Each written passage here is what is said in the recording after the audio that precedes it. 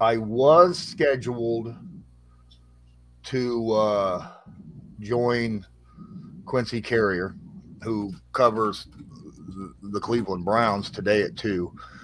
And I sat there until after 4 o'clock waiting Oh, oh, and jeez. got and no response. And then he got back with me at 6 and said that I got the time you were supposed to join my show and when I was supposed to join your show mixed up. Oh, Shit, my bad. Because I huh, asked him, do you want to join my show right. with Donald on Thursday? You know, God, go, go, and he okay. was like, hell yeah, let's do that too. And I was like, all right. But Oops. yeah, shit happens. But Yeah, man, does it ever? yeah. So and then right before I was supposed to get on there, I was answering a bunch of questions from uh, Brad, who also covers Cleveland. He was doing an article, so he was just asking me questions, and I was typing them back. Yeah, yeah. But Quincy's huge. Like he's got like 50,000 followers on YouTube, and Wow. he's got Brown's media pass and everything. Oh, So yeah. I've been gotten along with him quite a bit lately. But man, that's a thing. That's a an issue. Hopefully, I told him, you know what, I could probably can't do it today because I got Patreon at 8. Uh, Right. but I said anytime before or after we do my show, and we can do yours if you'd like, because he said he was free all day tomorrow. Yeah. So we'll get that taken care of tomorrow, I'm sure, because it's always good. Sure I'm it is. always closely follow the Browns because there's so many people on that team that I have close connections with, right? Yeah. Yeah. But Yeah. like my co-host, right? Anthony Walker Jr. I've Yeah. spoken with him, and I'm a big fan of his. Right. So there's people there, you know, Yeah. but is that going to be one hell of an ugly game Sunday? Oh God, oh Well, my last one God. was ugly. Maybe this next one won't be quite so bad. I hope not, but Oh my God. we're looking at the best defense in football, Well, I mean, yeah. unquestionably the best defense in football at that.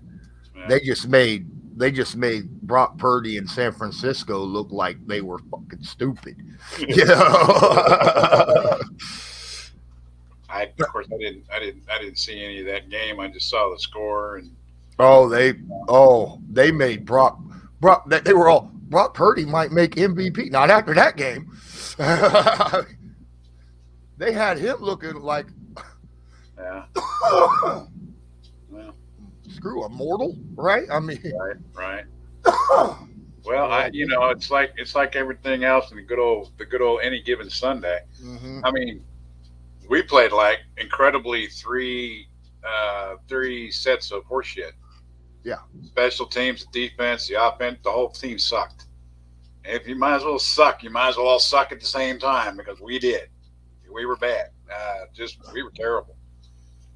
We couldn't do anything right, and when we did, we'd screw it up before it was over with.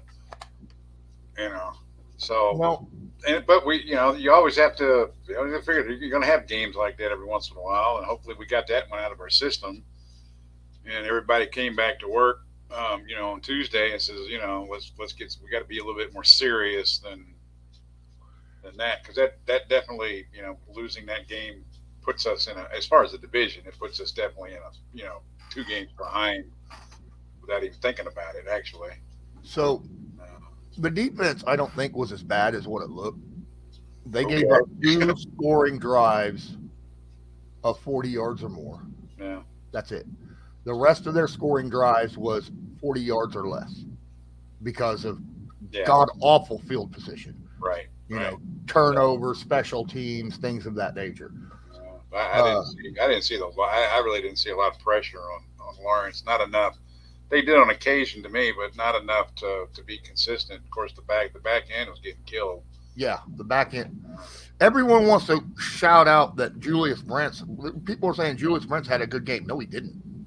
Julius Brents had a bad game. I mean, Yeah, bad game.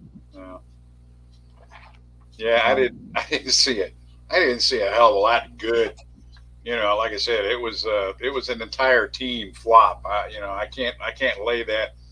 can't lay it all on Garner. I can lay a chunk of it because he did he throw some threw some real really stinkers. stupid balls. He Yeah. threw some stinkers. He did, but it seemed to me everybody pulled some kind of stinker somewhere along the line. And I guess the only positive I could say was I don't know how many yards did we rush for in the 15 times we ran the ball. 6 times in the first damn half. I mean, it was just like, oh my God, what the hell's going on here?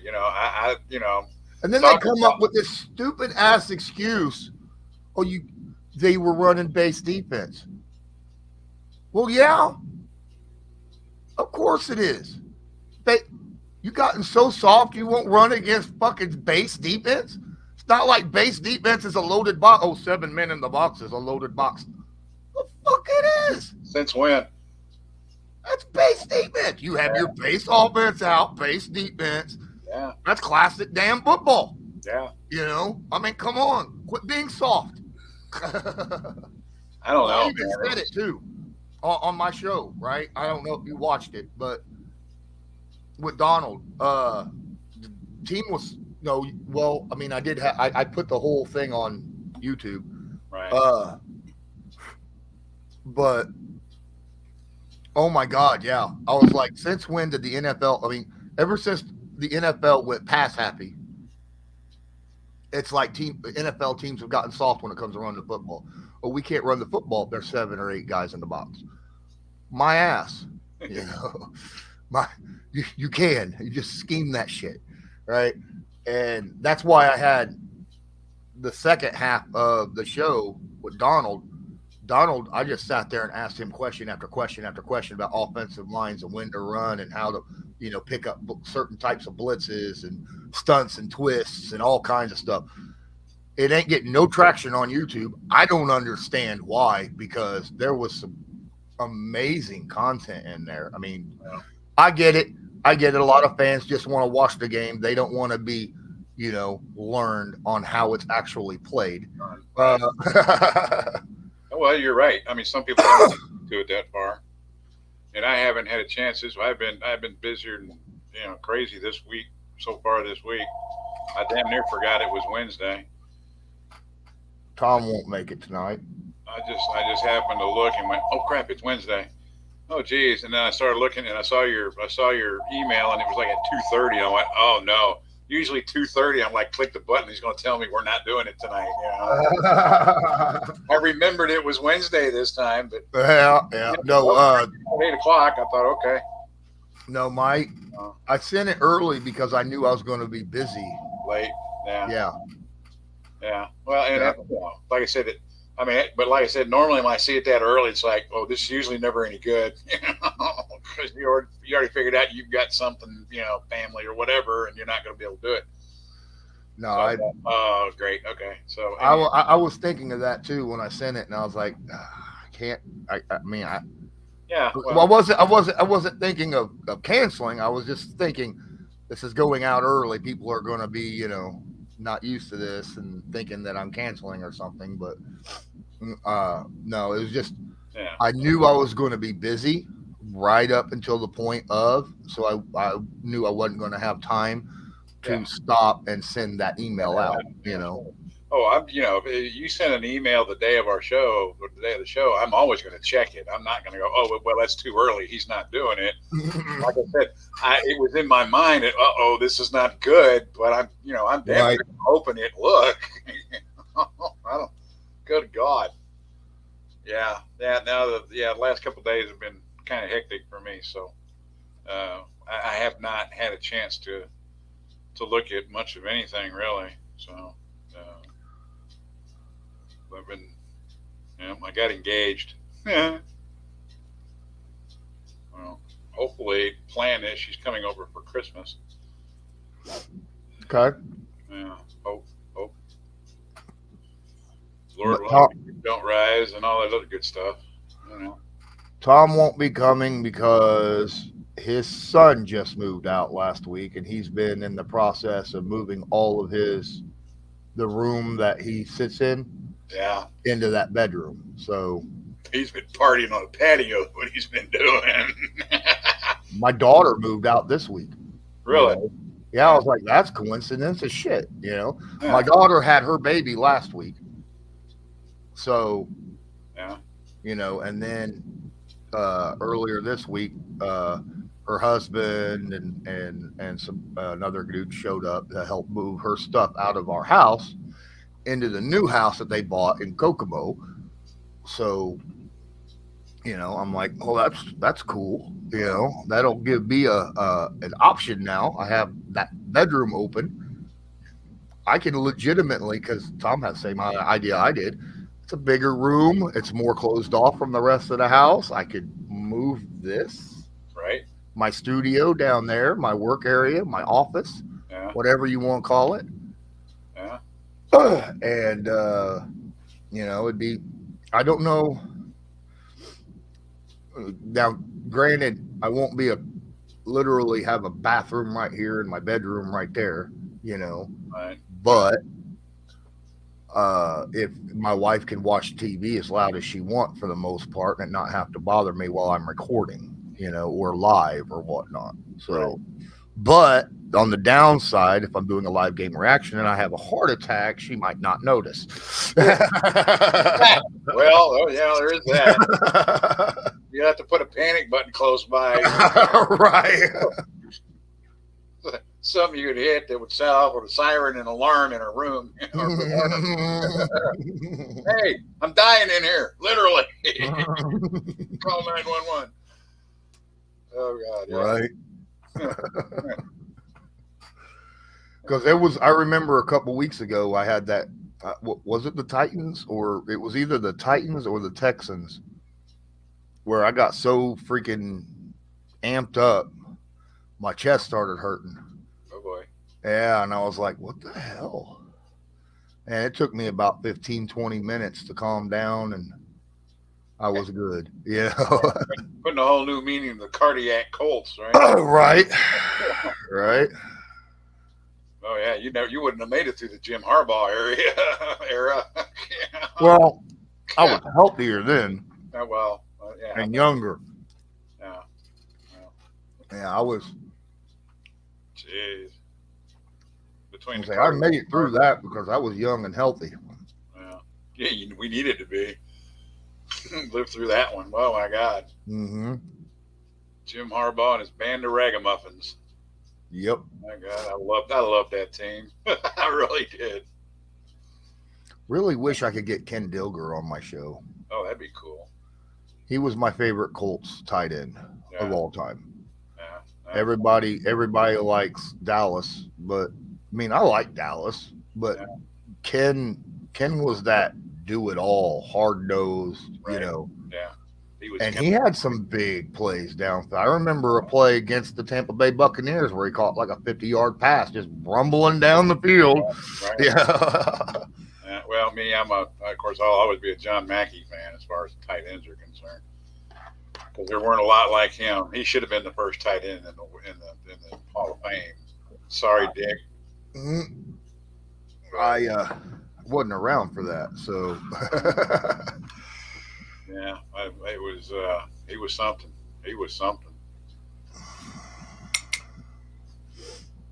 I I always believe it. loved some of his interviews, especially when he was talking about his the first year that the first year that he came to the Colts and Don Shula was the coach, and found out that if the meeting was at 10 o'clock, you better be there 10 minutes beforehand, otherwise you were considered late. So he had to set his watch on Don Shula time. He said even his son knew what Shula time was. 10 till you're late. Yeah, nope, yeah, you're late. So yeah, he was something. Jonathan Taylor apparently did an interview on Zaire Franklin's new podcast this week. I guess it's going to be released on Friday, and he's just going off on Colts fans. Taylor is. Oh, really? Apparently, he paid attention to social media. Yeah, Uh-oh. Uh-oh. yeah. Uh-oh. Like he's like, no, I was actually freaking hurt. All right, there. He's like, when I said I was going out for treatment, and all the fans were like, "Oh, he's going out for treatment." Right. Sure. Right. And he's like, there literally is no treatment facility at any NFL, you know, place. Right. None anywhere. You have to go out to get that taken care of, Yeah. you know, and like physical therapy treatment and shit, you know. He's like, they have a place where you can work on it, but it's not an Right. actual physical therapist, you Right. know. Yeah. And then, you know, talking about he doesn't want to be the Colts. He hates Ursay, you know, and he's like, when the hell did I ever become a thing? You know, he's like, I've never, you know. He's just, and then why did, you know, 3 days in, he's like, literally the week I get back, not, I practiced 2 times, and Colts Nation thought I should have got the ball 30 freaking times. Right. Right. Right. You know?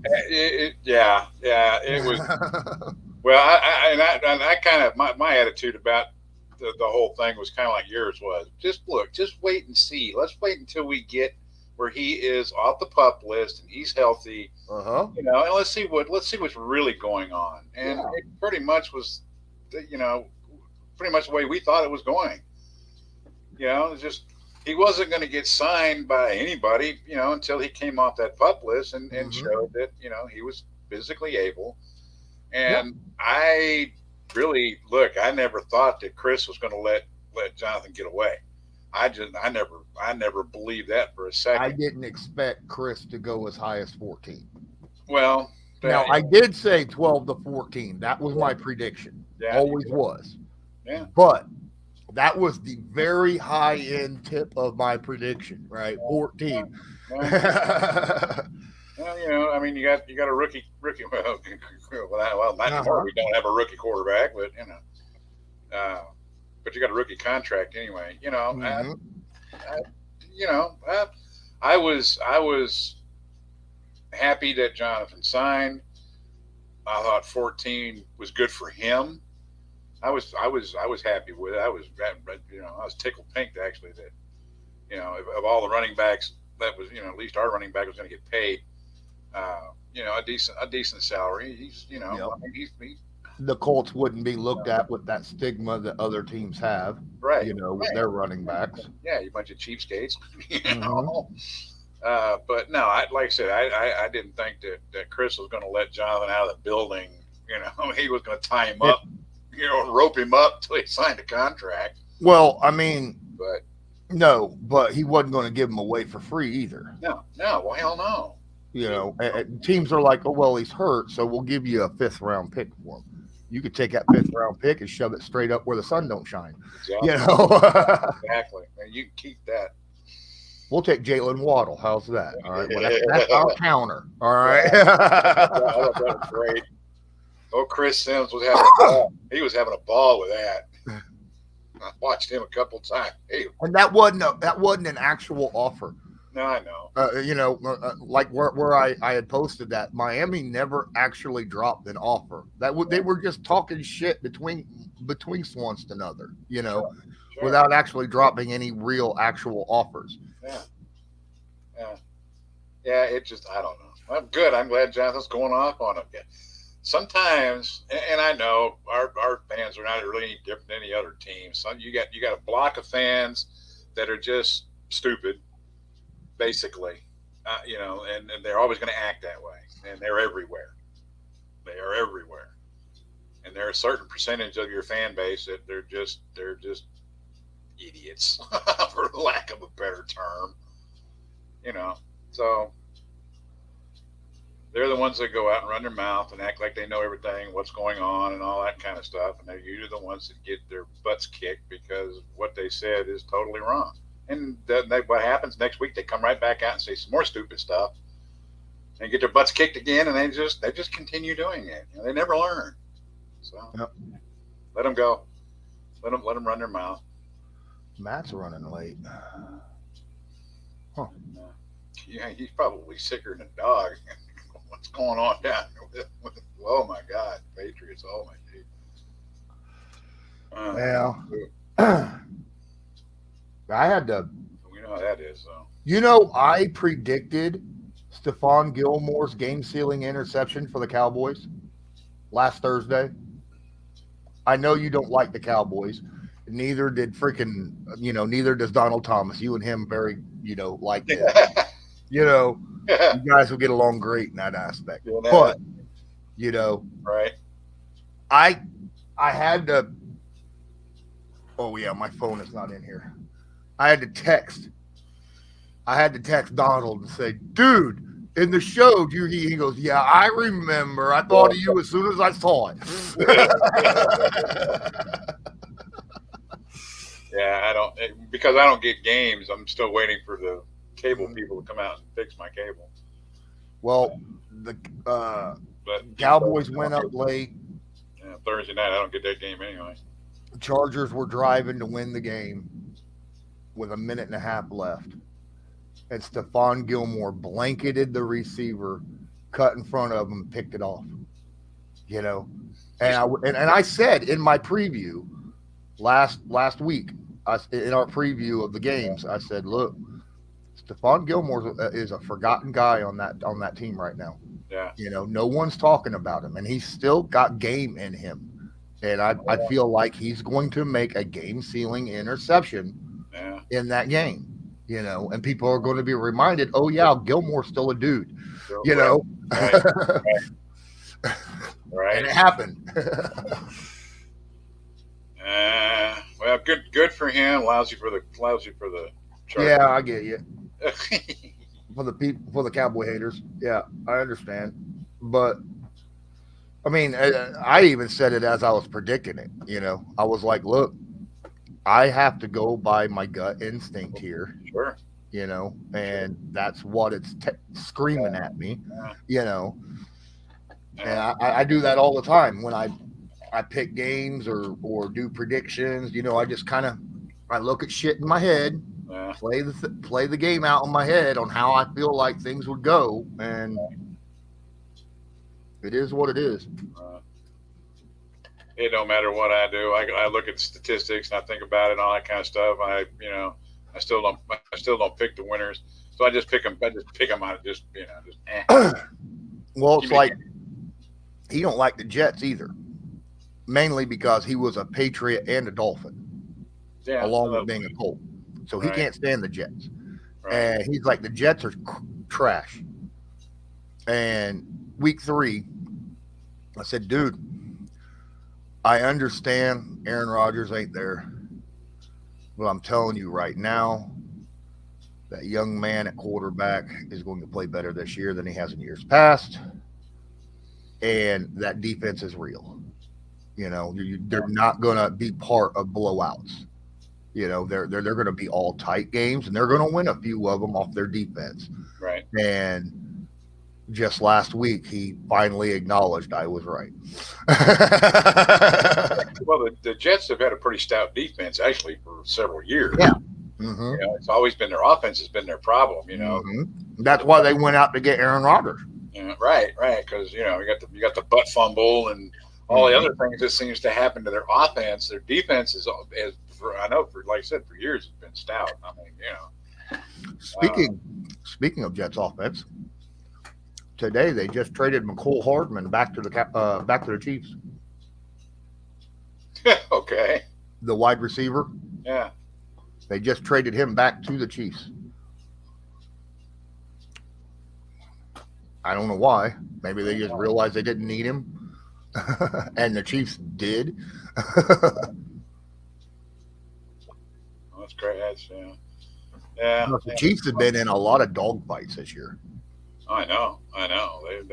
They're not out blowing people out like. Mm-mm. Well, you know, they had their moments too. Last year, they had quite a few games that they were not, Yeah. blowing people out like they didn't blow us out like they expected. They ended up losing to us. Yep. That kind of stuff. So yeah, yeah. I was a Jets hater for a long time because of Super Bowl III, but I finally got over it. It took 50 years, but I finally got over it. I I was good. actually like Joe Namath. I actually I'm like. not. I'm not mad at any Super Bowl that the Colts lost. One, the Jets one was before my time, Yeah. and the Saints one, I was just to the point of good for them. They needed that year, you know. Oh, they did. They really did. They really did. I did. Yeah, I didn't mind losing to the Saints. Mm-mm. I really didn't. I got sick of it later on after about a year of their crap. But but Yeah, but I mean, really, after all the shit they just went through, I was absolutely. like, you know what? Good for them. They got something to cheer for and be happy Yep, about, you know. yep, yep. They needed it bad. So yeah. Oh yeah. I had no ill will towards the Saints. The Jets, like I said, I hated for 50 years. I'm over it now. Well, oh, But I always, it's fun. It's like the Cowboys, man. I hate the Cowboys, but I've always respected their organization. Back in the early days when Tex Schramm was there and running the place, and Tom Landry and all that kind of stuff, and the players that they've had. Walt Garrison just died a few days ago. I remember him doing the old skull commercials, a little pinch between your cheek and gum, just feels real yeah, relaxing in there, because he was a cowboy. He was a cowboy, literally a cowboy. literal. Yeah, yeah, he really was. Just a pinch between Like I the said, I cheek. have the respect for them. I just hate the freaking American team and all that BS. That's that, and everybody I knew was a fan, so somebody had to root against them.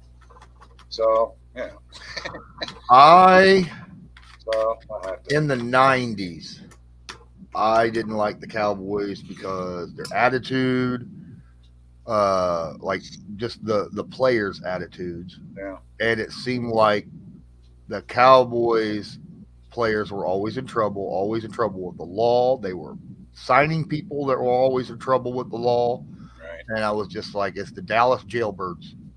You know, that's what I called them for the longest time. Yeah, yeah. Yeah, once Jimmy Johnson kind of strolled through there and left, you got Barry Switzer. Well, the team kind of followed the coach. Oh yeah, you got a couple of loaded guns in your suitcase going on the airplane. Good move there, coach. Come on, Barry. You know better than that. I like Barry at Oklahoma. Uh, you know, he it's kind of like George Seifert. He collected a team that somebody else built. Oh well, kind of like Dingaling down in Tampa Bay. He got Tony Dungy's team basically, and took it to the Super Bowl the next year. It was always so they're the Seiferts, and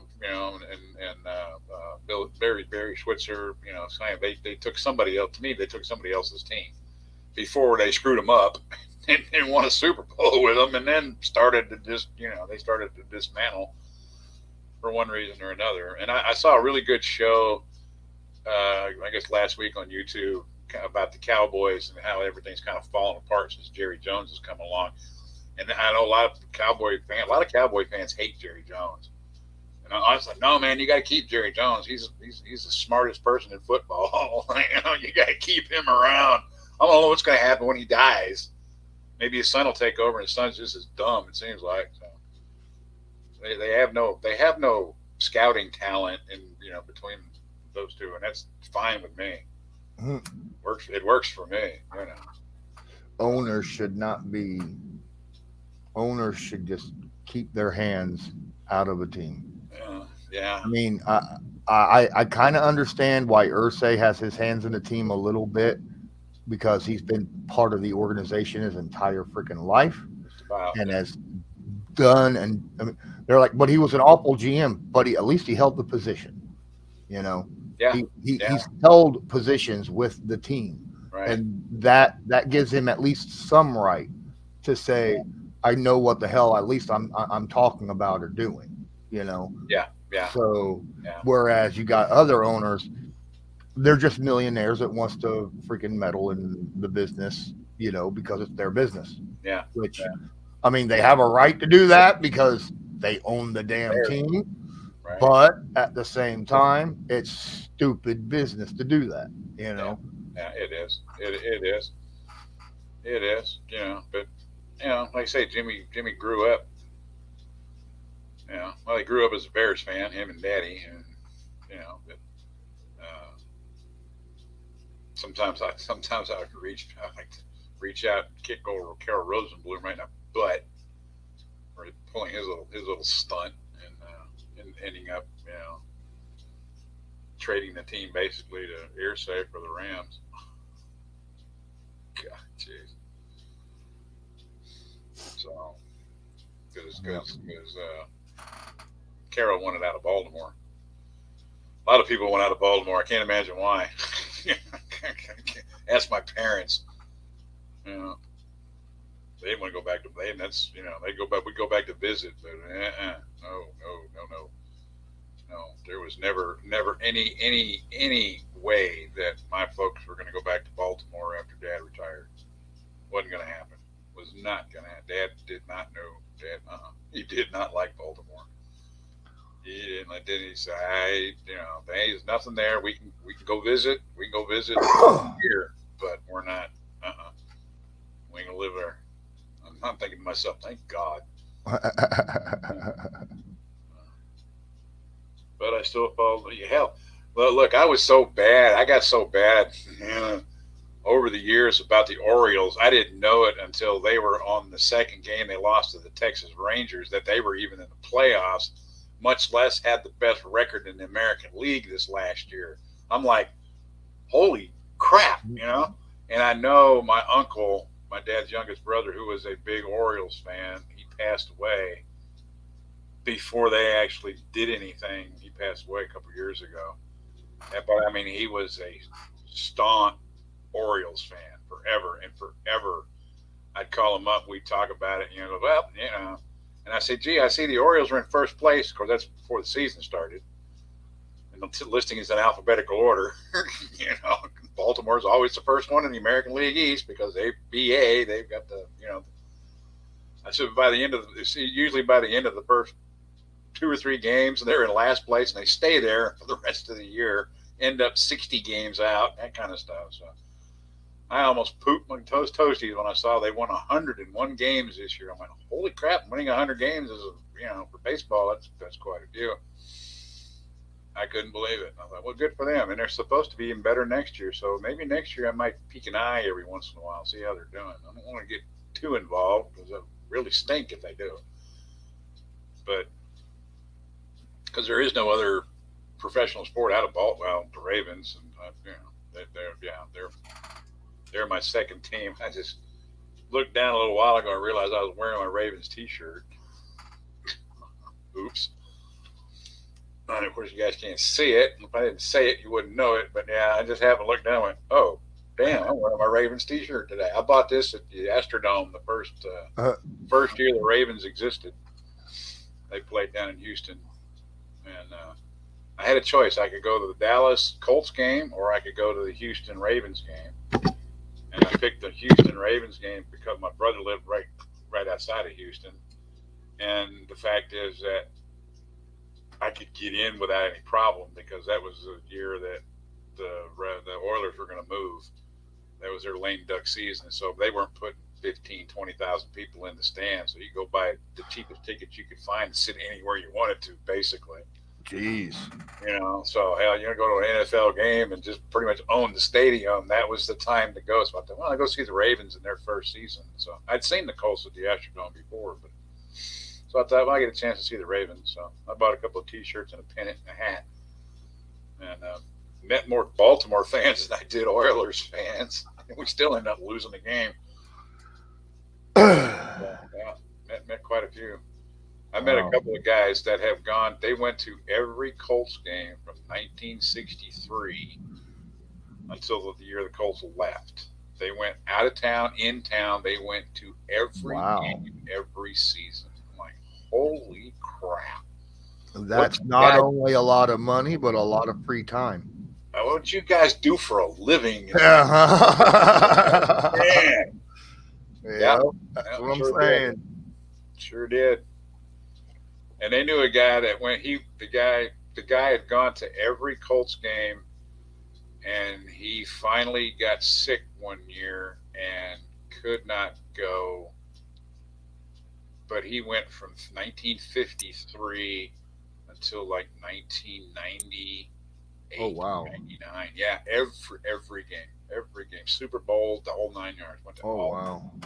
God, jeez. Yeah, So that'd be awesome to have that kind of money. man, phew, no kidding. Ooh, I mean, that and time, travel time, and all that kind of stuff. I'd have to sell my house to just get one season ticket. Yeah, man, you got that right. Good lord. Uh, See that, and that's really kind of one of the things I tried to get people around this, uh, this area a little more. We had a Canadian Football League team. Okay, I know the Canadian Football League, not blah blah blah. Look, it's professional football. The CFL's been around longer than the NFL by 50 years. Yeah. People don't understand that, but this was as close as you were going to get to a professional football that was actually a something that's been around for more than a year or two. But Before has it been around longer than like the NFC? it's been around. It's been around longer than the NFL, but the It's been around as long as college football, 150. It's about the same. It's the oh same age as college football, American college football. oh wow. Yeah, Because I it's mean, a I hundred. know that it was like 30 years or so. So many years before the Yeah, NFL actually became the NFL and combined. You yeah, know, so I yeah. mean, it was around a while before then.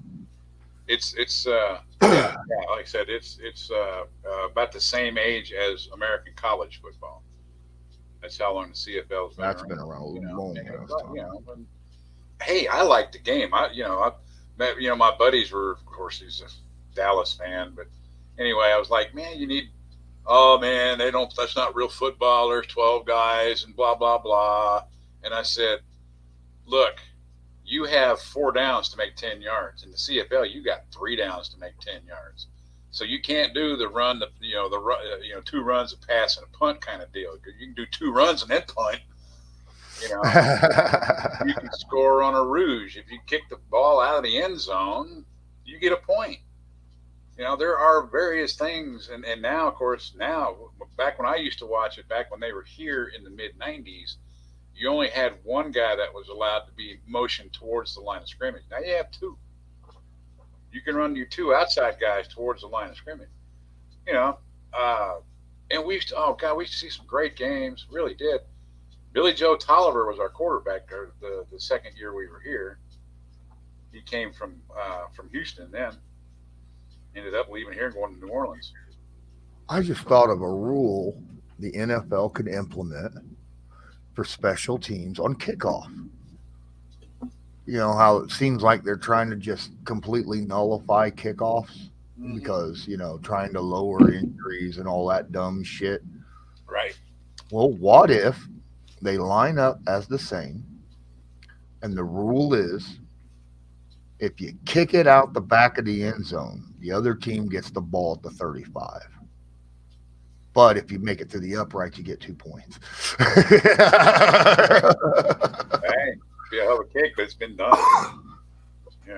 Sure, sure. There's been kicks, kickoffs where I've seen where that had plenty of leg to make it Yeah, through. You yeah, know, yeah. so you could try Sure. to Hey, get your 2 points, points. but if you fail, the other team gets the ball at the freaking 35. Well, You know, hey, there's got to be an incentive to do something, but a decentive if you're exactly. not successful at it. And man, I don't Hmm. think there's nothing wrong with that.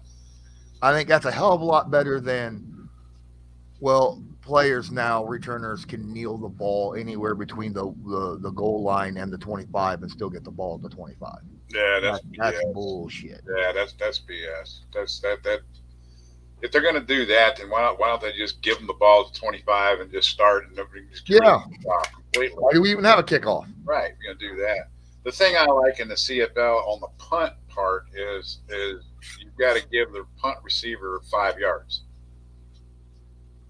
You've got to give him you can't get any closer to him than 5 yards until he catches the ball. Then you go tackle his ass, but you can't be slamming him as soon as. I understand, with the speed of the day's NFL, I get where the rule's coming from, because athletes are freaking devastatingly fast and Yeah. strong today. Yeah. But at the same time, that's like, holy crap, I like that rule. There are a couple of CFL rules that I did. I mean, I do understand where that comes from. Yeah, I totally do, and that's better than, well, if he fair catches it, he gets it 15 yards further than where he's at. Yeah, because that's basically what you're giving on the kickoffs here in America. Right. Oh God, yeah. This kickoff thing is for the birds. It's for the absolute birds. and on kickoffs, see that on the punts, that's not so bad because that means generally you're not going to get hit by somebody who is running full speed. Right. You will occasionally. There'll be guys that get there because they're a little bit slower, got blocked out or something like that. Yeah. But for the most part, if your gunners are sitting there waiting on the guy to catch the football, then there's not going to be as big a risk of an injury. Whereas on kickoffs, they're always running full speed when they collide. Yeah. So. Yeah. Yeah. Some of the kickoff stuff with the NFL is like, Yeah. It's like, why are we doing it? Why don't we just, like I said, give them the ball? Well, personally, I think give them the ball to 20. I don't know where this 25-yard line crap came from, but give it to them at the 20. They moved it up because they wanted an incentive for people that kneel the football instead of return it out of the end zone. I remember when that came into effect. There's a lot of rules I do not like. There's a lot of rules I don't like. If you can't, all right. If certain ways of blocking, I think, should be. I understand crackbacks. Right. I understand that. Right. But, like, why can a tight end dive at a defensive player's knees? If a defensive player can't do that to an offensive lineman or an offensive player, why can offensive players do it to defensive players? Defense, yeah. That's bullshit. They're both human beings. Right. Yeah. They're generally constructed about the same way. Exactly. Yeah. And now they're talking about eliminating the hip drop tackle from the game completely, making it illegal. Where a player will wrap somebody up around the hips, and then just let their legs fall out under them to tackle somebody. Right. And they're saying that there's an 85% increase in injuries on tackles of that nature. Oh, good Lord. Because the offensive player's feet gets caught under them. Yeah. Well, we can always fix that. We can stick 2 little flags on each side, each hip, and let them go. I mean, I don't know. I'm like, good Lord, man, you gotta let the guys play. Yeah, where do you? I mean, look, and some of this, some of the stuff about on hitting the quarterback and stuff. I'm like, they talked years ago. Jack Lambert said, give him a tutu. And they still had rules back then that you could smack the crap out of the quarterback. Well, you can't Mm-hmm. do any of that now. Mm-hmm. Just touch him on the head, and you're going to get a flag. That's bullshit. I'm sorry, it's bullshit. You got guys are in there, they're trying to maybe swat the ball down or whatever, Yeah. and they don't do it, and their hand happens to land on, and I mean just touch his helmet. Doesn't have to be a crushing Yeah, I mean, blow. I understand if you whack the shit out of the helmet or your Yeah, hand grabs a hold of the face mask and yanks him oh, yeah. around or something like that. That's a penalty. But Boy, if you're going up yeah, to block the pass, which a defender should have every right in the world to do do, sure, you know, sure, and your momentum carries you forward and you happen to just slap the top of the head, yeah, that ain't doing shit to the quarterback, no, you know. right. Um, there's It's like if you have shit 350-pound defensive lineman tackling a quarterback, you know, and he's hitting him from the side, it's almost impossible to not land on the quarterback with your full weight, yeah, you yeah, know, when yeah, you're that big coming from the side. From the front, you can kind of lean one yeah. way or the Gotta other, you roll. know, but coming from the side, if you lean one way or the other, you're just bouncing the quarterback that way. You know, Right. you're not really tackling him. Yeah. So I think that's BS. But I get, but from the side, I would assume a tackle from a 350-pound lineman from the side would cause more injury than it would from the front. You know, because you got shoulder, ribs, all that Right. stuff Right. that could be compressed. You Yeah. know, Yeah. um, but still, I mean, can't tackle below the knees. I'm like, so you can't grab a shoe? Nope, nope, that's against the rules. Can't grab a shoe. If you're on the ground. Come on now. Yeah. Yeah. Yeah. Some of it is just nuts. And I always go back to the old Jerry Glanville NFL No Fun League. Right. And thinking, man, and see, look, Jerry, it's even less fun now than what it was then. In a lot of ways, and I don't know. It's like everything else. It is what it is, and Yes, it is. they're trying to turn it into something that's safer, and I'm for that, but some of this stuff is just. And I Yeah, would you well, first of all, would you please call the face mask penalties, because I see them all the time, I know all the time. all the They time. never seem to catch. It only works if it's against the offensive player. Yeah, You know, yeah, but yeah, I've seen and generally quarterbacks for the most part. You right, know, right. hell, you see running backs grab face masks all the time and pull them around by the face mask, and that's not a penalty. They don't seem to. Yeah, just because How the is guy's that not a penalty? looking at his ear hole now. Yeah, Yeah, but I know if his name's not Patrick Mahomes, they don't throw a flag, and it's like we used to talk about Tom Brady. Oh my God, they're not going to throw a flag because it was Tom, or they're going to throw every flag because it was Tom Brady. But they do the same thing to Mahomes. You it's know, like when freaking 2 times back to back games, Michael Pittman Jr. Back to back games. The first one against the Ravens, he had his helmet ripped completely off his freaking head. right? You know, no flag. And then the very next game, he goes up for a back shoulder throw in the end zone.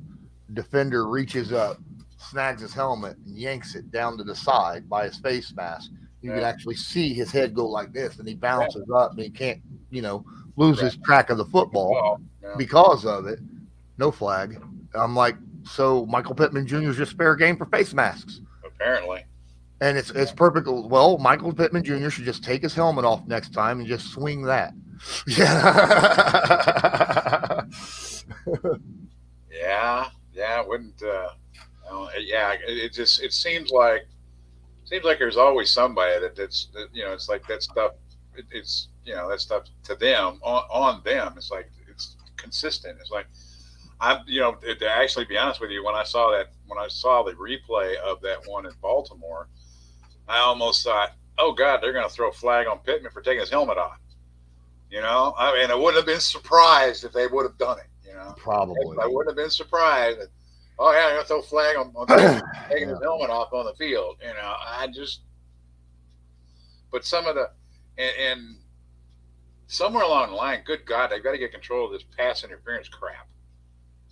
Okay, because man, oh jeez, it's like, well, it's okay if you mug one guy, But not but you another. can't the Yeah. other. You can't. You just don't even. I mean, don't even touch. We got a flag thrown on us on a pass interference in this last game. I'm like, you got to be kidding me, right? You've got to be kidding me. You I'm called surprised they threw that flag on the guy that was covering Alec Pierce when he did the double move and went upfield, and yeah, the guy didn't shift his hips fast enough and fell down running into Alec Pierce. And yeah, I'm surprised Pierce didn't get called for, pass, you offense, know, offensive pass yeah, interference. You yeah. know, because normally that's what you would see. It's just but yeah, it's like everything else. They tell you, well, you can throw a holding flag on every play. You can. If you're looking at the offensive line and defensive line, and so there's always somebody's always grabbing something somewhere. The defensively and offensively. I Yeah, mean, yeah, no, defensive guys are like if you're seeing twists and stunts, yeah, that defensive tackle 99% of the time when he rams into his guy is grabbing a hold of the offensive lineman and not letting him free back. You yeah, know, right, that it just it is what it is. right, That's how they play the game of football. yeah, But and then of course, offensive line, you can only play, hands on the number. Apparently, you're allowed to grab the chest plate. Offensive linemen can grab the damn chest plate and hold on. Right? yeah. I didn't know that. I didn't either. Apparently, you can, as long as you don't get outside the chest plate. Yeah, And I'm like, that don't seem right because you can at that point physically move a person by their chest plate. yeah, But that's legal. It don't get called. yeah, yeah. So my big concern now is going to be Anthony and this shoulder surgery and how his shoulder is going to recuperate because So I've talked. we know he had a cannon for an arm, but it's how much it just might affect I've I've talked. his strength. I've talked to David Chow, the pro football doctor. Yeah. He's going to be on my show next week. Oh, cool. He said it will not affect his throwing at all because it has nothing to do with his rotator cuff. Okay. Well, I mean, because Drew Brees came back from a tore up shoulder, and I mean his shoulder was tore up. Yeah, yeah.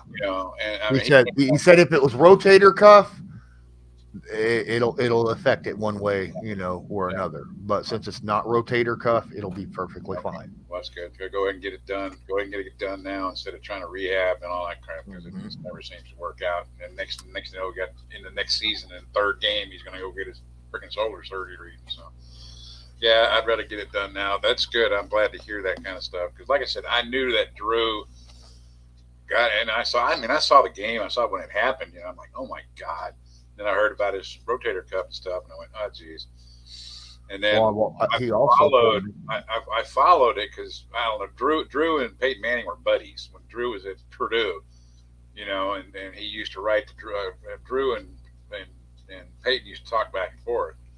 And so I liked Drew, just kind of the character he was. And I watched during that rehab and everything, and I was getting really good encouraging signs. Then of course he ended up getting traded to the Saints.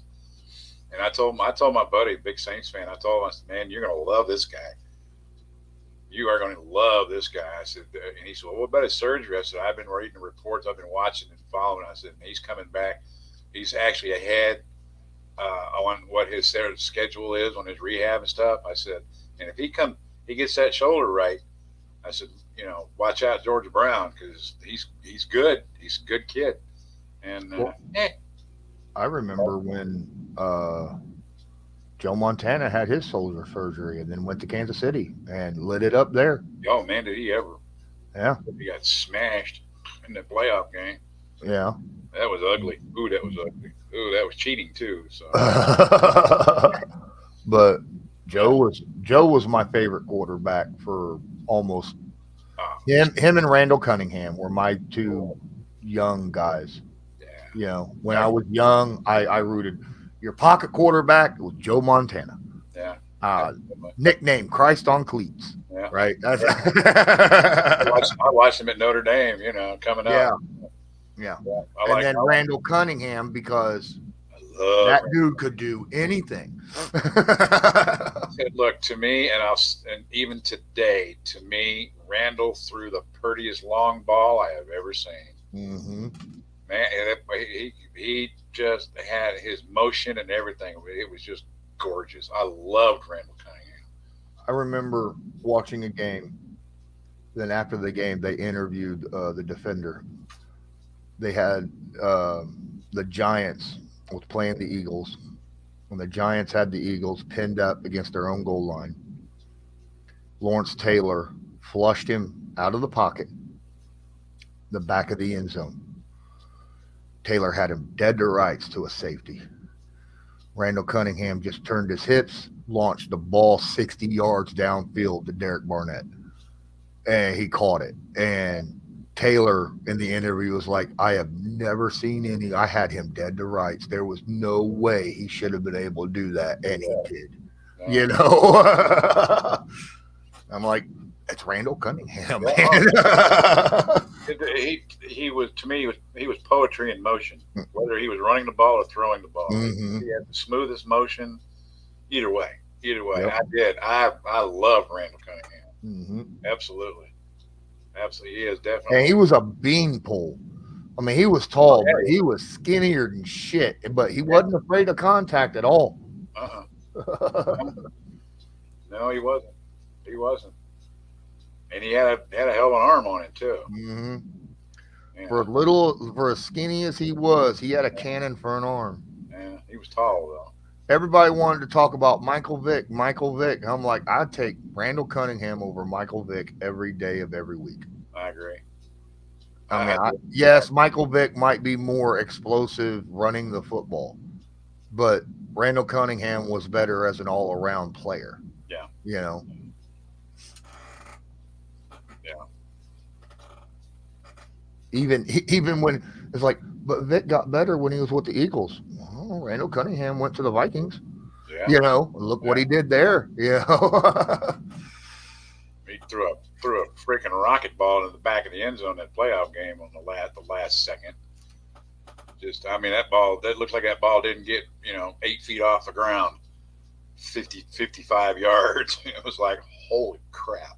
yep, You know, yeah, yeah, oh, yeah. I'd like to say, yeah, I love Randall. His demeanor, him, good looking kid. I mean, it's just everything about him I liked. Yeah, yep, absolutely.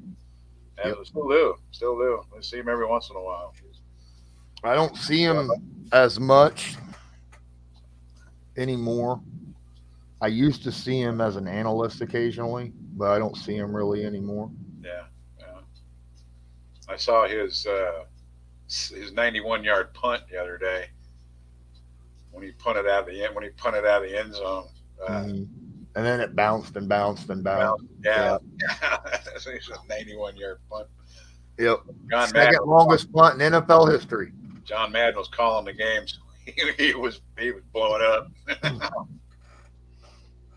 Old John, God, I miss him. There's people Ooh, I wish I could interview. yeah, Like he's one of them. Rod Woodson is one guy I wouldn't mind having an interview with because just he played with a toughness. You know, whether it was cornerback or safety, didn't yeah, matter. yeah, yeah. You know, he was a tough sob. I mean, you have to be when you get pissed off at a player and punch him in the helmet with your bare hand. Tough and stupid, I but was you gonna say, know. the brightest guy on the planet. But uh, Reggie White. I wish that's one guy. If I could interview anybody, it yeah, would have been Reggie White. I loved him. He's my favorite defensive player of all time. you know, I mean, yeah, there was greats out there: Lawrence Taylor, Derek Thomas, Bruce Smith, and other guys of my generation. Right, right, right. But Reggie White was unstoppable. I Yeah, mean, just ridiculously I mean, he's the Aaron Donald of my era. You right. know. Oh yeah. Oh, without a doubt. Yeah. Without a doubt. Yeah, I love, and I like going back. Uh, Deacon Jones to me was always one of the great interviews that they would that that he was Hmm. oh he was fun and funny. Oh, he was hilarious actually. Uh, um, who was the other guy? Well, actually, Merlin Olsen actually was a pretty good interview too. A little he was a little calmer than Deacon was. you Even though they played on the same defensive line.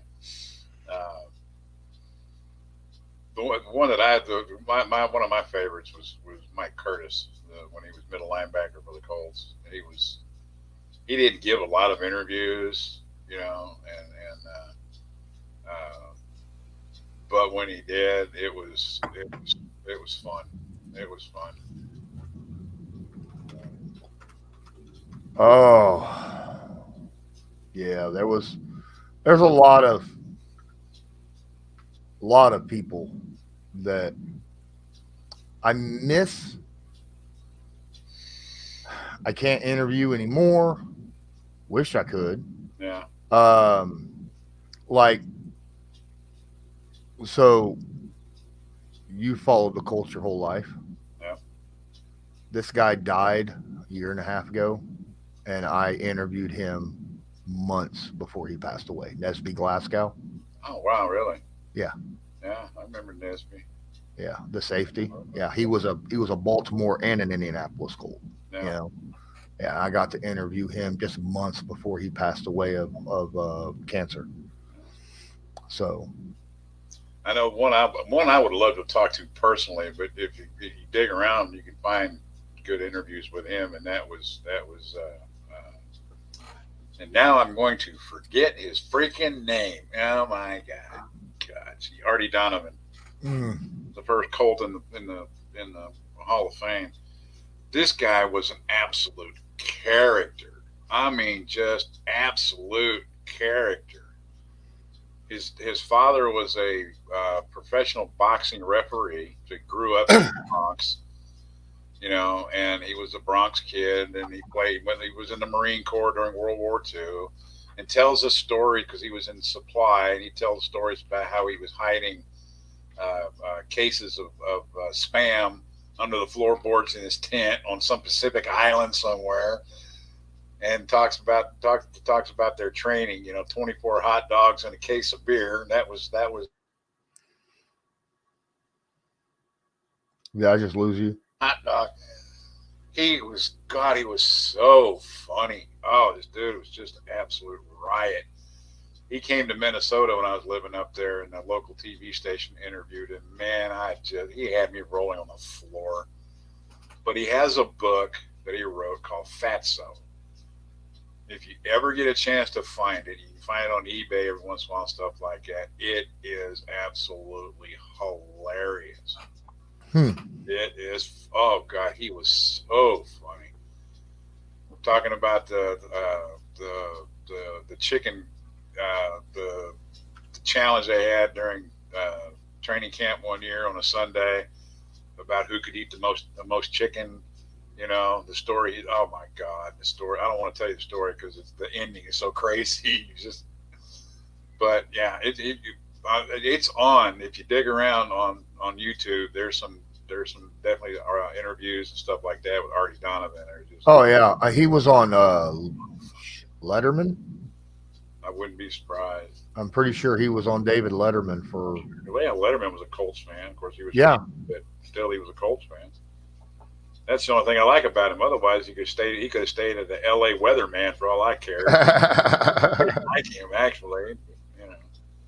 But yeah, he was. If I remember right, I remember him interviewing him way back in the '80s. Yeah, yeah, yeah. Yeah, that was Artie's heyday. Yep. That was there was something else. Him and Gino Marchetti. His story I was talking about what he did out during the off season. He worked at a brewery one year. He set pins at a bowling alley one year. He worked at steel mill at Sparrows Point. My dad worked there too for a little bit right after the war was over. And then just stuff that the guys had to do back then because they had they had to work. Football didn't pay the bills. I mean, Johnny United's first contract was $7,000 Okay. for the 12 games. That's Your link. 7 grand. Holy crap!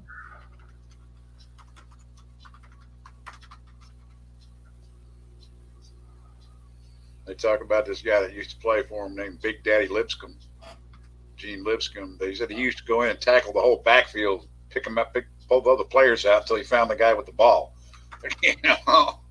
Because he was one of the first ones that was 300 some odd run like he did. Not many of them were could run as quick and as fast as he did. That was Artie's secret was how quick he was off the ball. He was great in that first 2-3 yards. After that, you pretty well get away from him. But boy, if he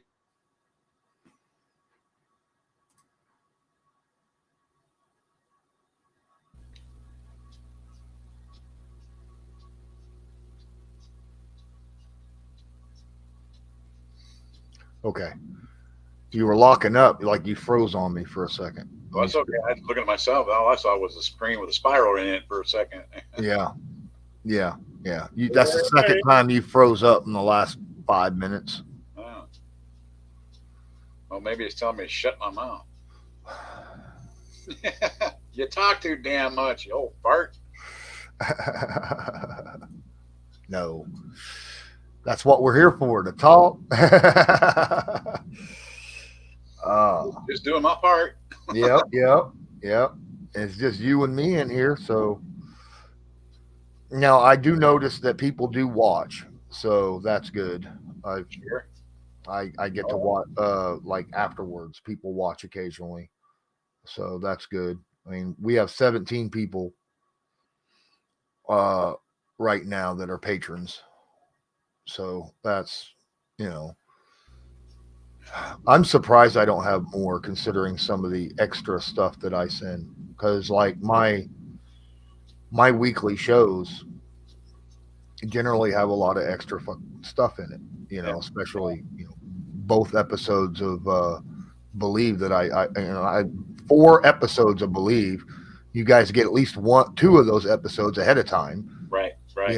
And then plus the stuff that, isn't part of the show, Yeah. So Yeah. Then I've been watching your shorts that you've been throwing out here. Also. Yeah, like I said, it was like I was going to sit down and look at and watch the Believe thing this afternoon, and next thing I know, I got a phone call, and my whole afternoon went out the window. I'm gonna warn you. Okay. The recording, he is incredibly loud. So what happened was, and I think it actually happens during the recording. When you said by the time you said recording, you locked up. Okay, so during the recording, okay, he is incredibly loud. Oh, okay. Like max volume loud. Okay. Right before, right as we got together, I thought that his microphone sounded funny, and I was like, I don't know if you have the right mic or what, that kind of thing. Yeah. And he went over and turned his microphone, kept turning it up, and I did not hear in the studio part, like this part, any change in volume. Oh.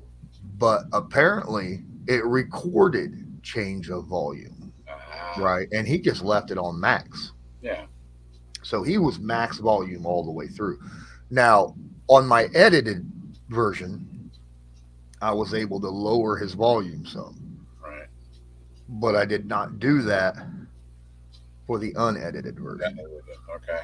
So I'm warning you ahead of time. Thank you. Thank you. He will blow your ears off. Okay. Okay. All right. Yeah. Thank you. I appreciate that. Yeah, I like watching that one because you guys there's some carrying on in there that you don't see on the YouTube part. So exactly, probably a lot exactly. of fun. Always a lot of fun. So, yeah, I like this cat. I like Donald.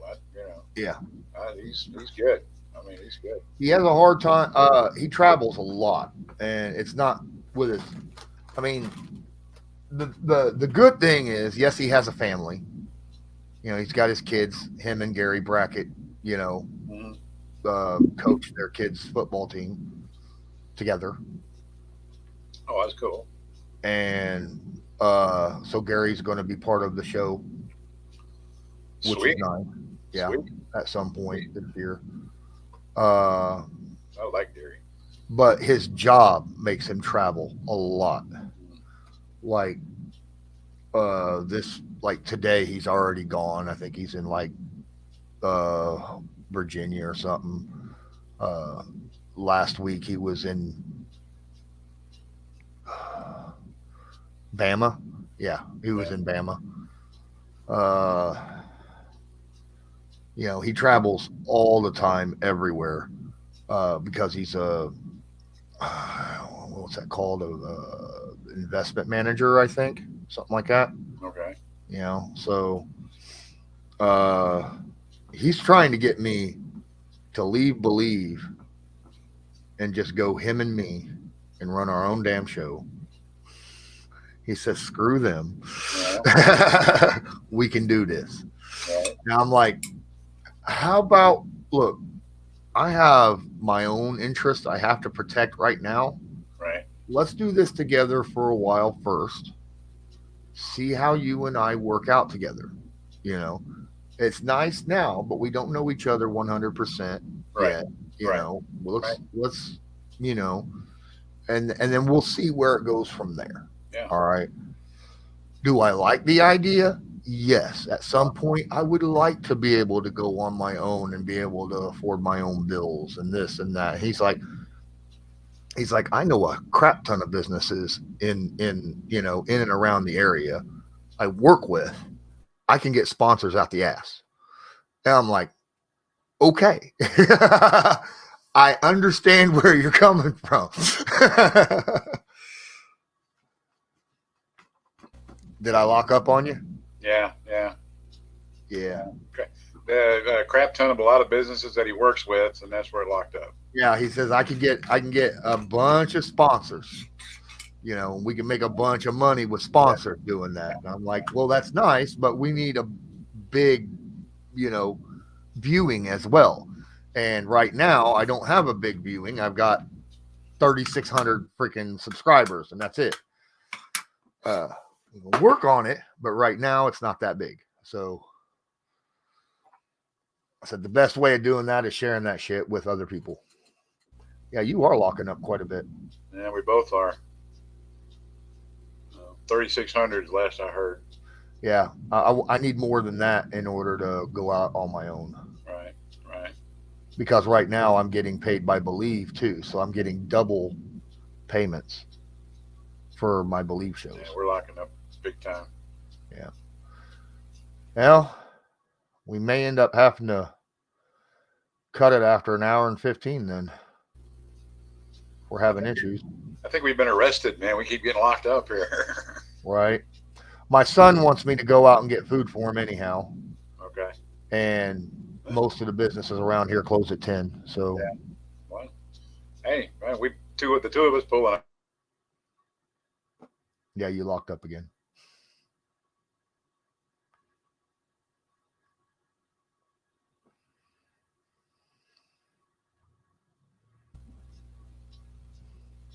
If we ever get over this. Right? Well, like I say, we pulled about an hour and 15 minutes, just the two of us. So, we've done I pretty could have well. went longer too, but Well, you hey, know, it that's seems cool. like, you know, That's one good. of us Yeah, has got, we're having lockup issues and all that kind of stuff anyway. It seems like so. yeah, Yeah, we'll go feed your kid. yeah, yeah. He works his ass off, so you know he's paying for it too, you know, out of his own pocket. Hey, good, I good, just, good for the young man. Yeah, he's That's been what, working since he was 16 and a half. yeah, yeah. So, I saw a video today, and I've sent it to a buddy of mine. I said, "Man, we are doomed. We are doomed. I mean, these people couldn't even use a telephone." I raised my kid right. All right.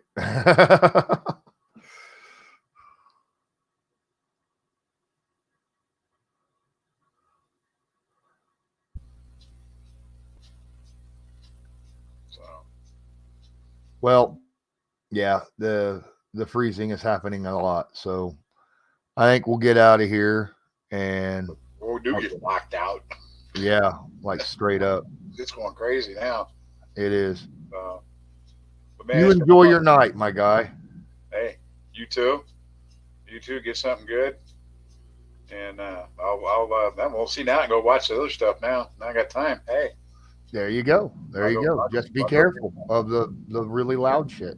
Yeah, man. Thanks for the warning. If it's too loud, just go to my regular show, Yeah, okay, on YouTube, I and can then do wait that. because I've got them both uploaded on YouTube. Right. Okay. Okay. Very good. Very All good. right. All right. We, Talk to you later, man. Have a good one. you too. Take care.